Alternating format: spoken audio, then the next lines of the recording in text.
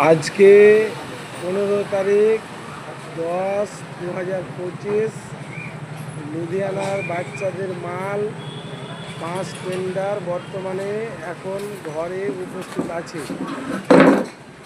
আপনারা যারা বাচ্চার মাল নেবেন এডি গার্মেন্টস চৌরঙ্গি মোড়, বোর্ডের ছবি দেওয়া আছে, এই ঠিকানায় চলে আসবেন। বাচ্চাদের ঠান্ডার সমস্ত মাল স্টক আছে। এডি গার্মেন্টস লুধিয়ানার মাল, বাচ্চাদের মাল, কলকাতার মাল, ভরপুর মাল আছে।